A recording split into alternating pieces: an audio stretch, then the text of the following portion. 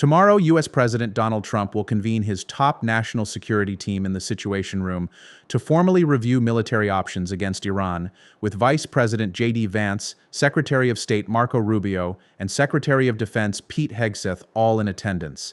The meeting comes after Trump publicly rejected Tehran's latest 14-point proposal as, quote, totally unacceptable, and warned on Truth Social that, quote, the clock is ticking and time is of the essence.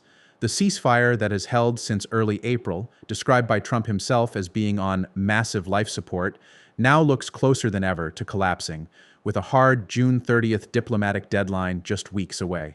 So, in this video, we're going to explain why negotiations have broken down, what Iran's nuclear stockpile actually looks like right now, and why analysts are warning that the current calm in equity markets may be the most dangerous part of this entire crisis.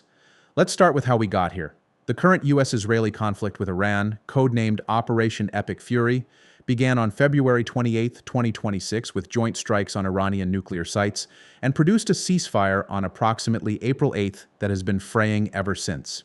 Iranian missiles targeted 3 U.S. warships in the Strait of Hormuz on May 7th, and a drone attributed to Iran struck an electrical generator at the Baraka nuclear plant in the UAE just yesterday. The Pentagon is reportedly considering renaming the conflict Operation Sledgehammer if hostilities formally resume, a move analysts describe as a legal maneuver designed to reset the 60-day clock under the 1973 War Powers Resolution. For context, the House narrowly blocked a Democratic-led resolution to force congressional authorization on May 14th, and the Senate rejected a similar measure by a single vote. General Dan Kane, the chairman of the Joint Chiefs, has confirmed that the 50,000 U.S. troops, 2 carriers, and scores of warplanes still in theater are ready to resume major combat operations on short notice. So we see at least 3 reasons why this diplomatic window is closing fast. First, the negotiating positions are diametrically opposed. Iran's 14-point proposal, submitted via Pakistani mediators, demands an immediate end to hostilities, the lifting of all U.S. sanctions, sovereignty over the Strait of Hormuz, and the deferral of any nuclear discussions to a later stage.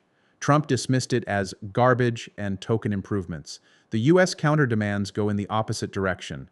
The transfer of 400 kilograms of enriched uranium to American custody, limiting Iran to a single operational nuclear facility, a permanent end to enrichment, and the reopening of the Strait of Hormuz, which remains roughly 90% closed to commercial shipping.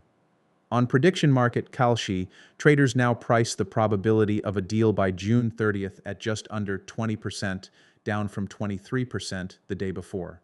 Second, the world has effectively gone blind on Iran's nuclear program.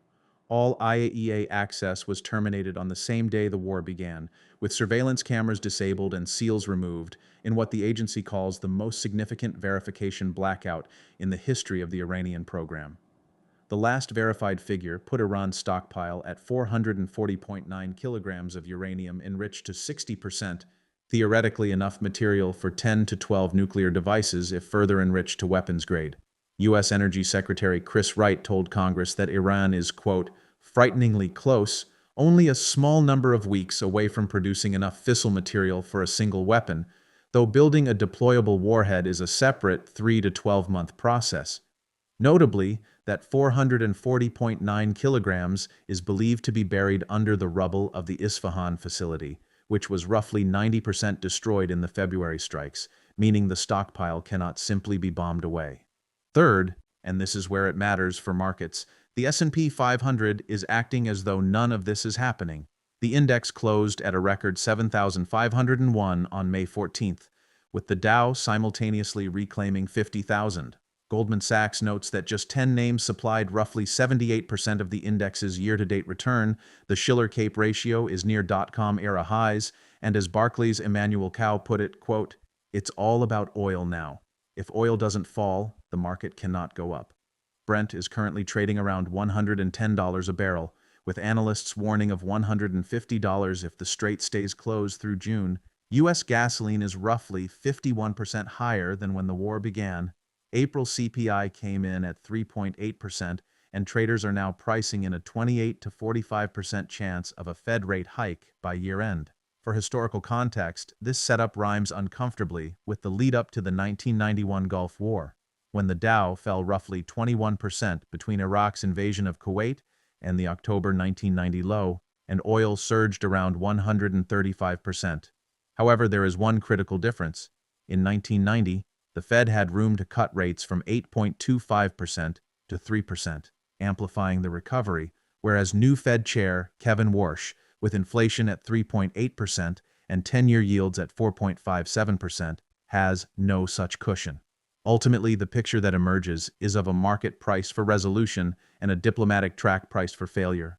Whether Tuesday's Situation Room meeting produces a renewed military campaign, a hardening of the blockade, or another extension of a ceasefire that Trump himself calls unbelievably weak, the variables that matter most for the global economy, the Strait of Hormuz, the price of oil, and the credibility of the IAEA, are all moving in the wrong direction at once. Whether the June 30th deadline produces a deal, a strike, or simply another deadline remains to be seen.